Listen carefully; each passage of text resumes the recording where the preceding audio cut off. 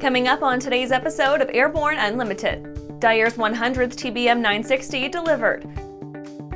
Regent continues development on ground effect Seaglider. Poseidon removed and coral damaged.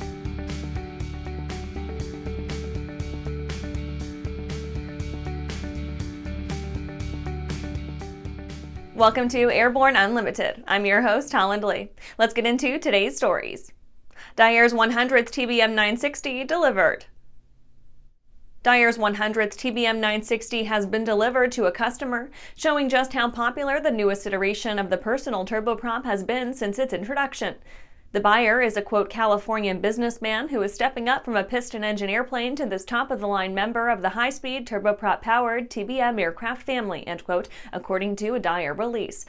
That's a bit of a departure from the norm, as many buyers profiled with their new TBMs happen to be previous owner-operators of older models making a modest upgrade.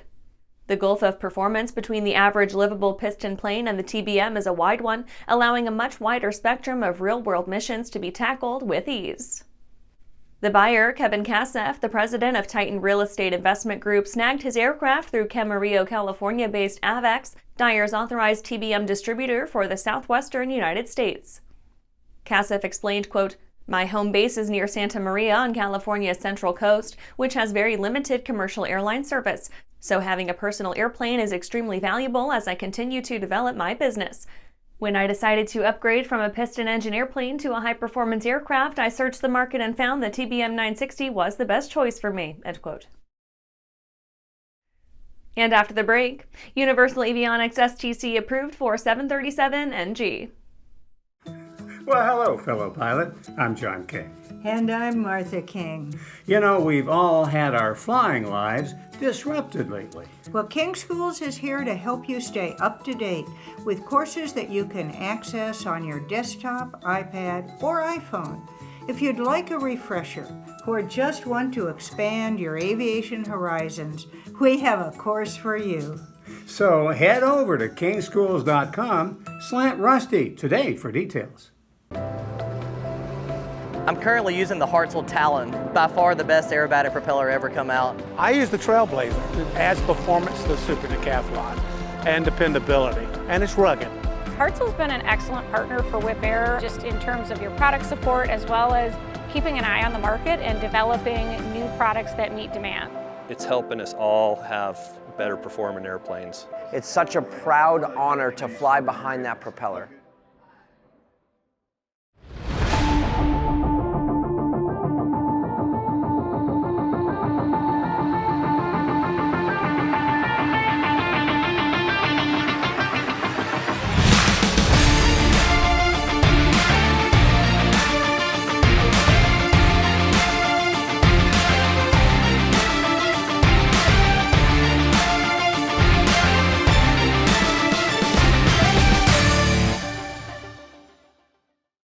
Welcome back.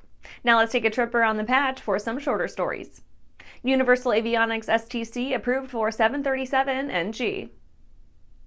Universal Avionics has announced their supplemental type certification approval for AirAware on the Boeing 737 NG, an enhanced flight vision system powered by their Clear Vision tech. They say it's the, quote, world's first EFVS to achieve a 50% reduction in minimum visibility requirements and the first aircraft to be certified with a complete dual-pilot EFVS solution featuring a wearable heads-up display, end quote. The Clear Vision system as offered for 737 NGs includes a pair of SkyLens head-wearable displays and an EVS 5000 multispectral camera, providing pilots with day and night visibility throughout all phases of flight. Airspeeder 2023 Championship concludes. Airspeeder's 2023 EXA Series Championship saw the last of its 3 car races finish this month, capping off the 2023 season with a win to Zeffetali Walsh. The win capped off the, quote, world's inaugural 3-craft eVTOL race at Stonefield Airfield, South Australia, end quote, pitting Airspeeder pilots Bruno Senna, Lexi Jansen, and the victorious Walsh against each other. The 2023 series saw them remotely pilot their Alauda Aeronautics Mk3s, aiming for caution as the sport looks to establish safety criteria and start off on stable footing. Airbus Defense Flight Tests Firefighting A400M.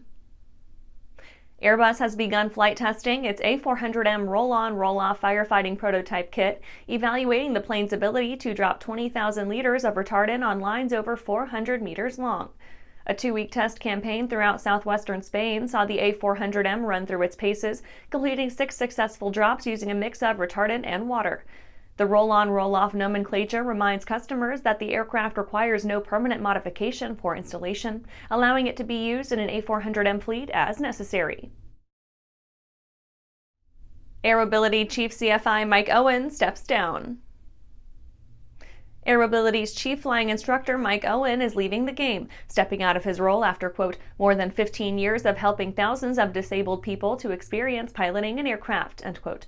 The 65-year-old Owen has enjoyed his time with the charity, first starting in May 2008 as the team's first full-timer. Owen's flying career ended up on a different trajectory than desired. His first attempt at joining the RAF was rebuffed. Instead, they gave him the choice of navigator or engineer roles, but Owen decided to take charge of his own fate and work in other careers to further his private flight hobby. Well, that's it for today's trip around the patch. Let's get back to the rest of the news.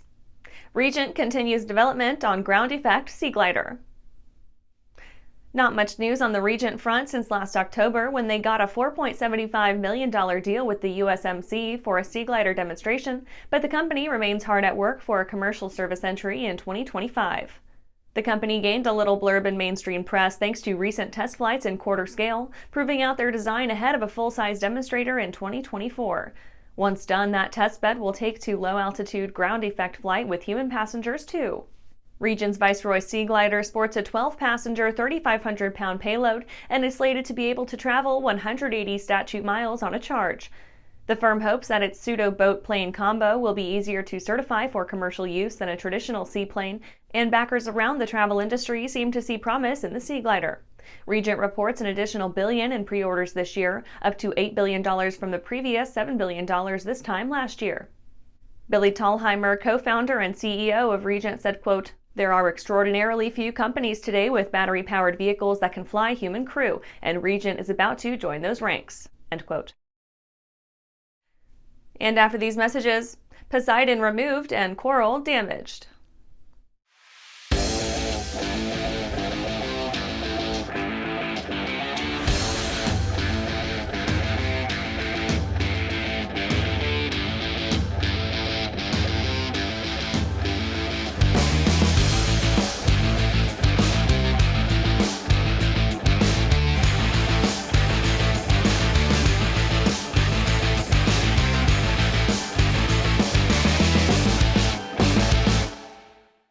Seaglider Aircraft offers a lineup of the most powerful, durable, and efficient light sport aircraft in the industry.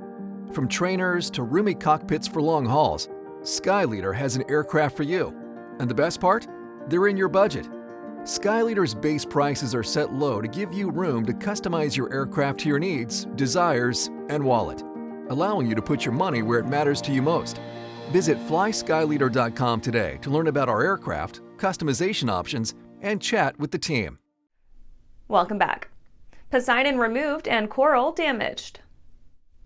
A $1.5 million salvage endeavor finally removed the P-8 Poseidon that sat in Hawaii's Kaneohe Bay for weeks, allowing investigators to evaluate the extent of natural damage caused by the runway overshoot. The Navy had previously purged all the fuel from the Poseidon, hoping to prevent any hazardous contamination of the delicate ecology of the bay. In order to remove the plane, the Navy placed a series of inflatables underneath to lift and roll it straight up, removing its landing gear straight upwards in the hopes of minimizing coral damage. The ecosystem is a highlight of the Hawaiian tourist industry, and damage is extremely slow to repair. Rear Admiral Kevin Lennox said that their studies in the surrounding water showed no indication of an aircraft spill, reducing the overall outlay from the Navy and allowing locals to breathe just a bit easier. The aircraft was shown to be resting its gear on coral beds, but the majority of it remained floating above the water. No word yet on exactly what more the Navy will have to do in order to see the incident through, but it will likely be costly, as most of its Hawaiian accidents tend to be. And that's our show for today.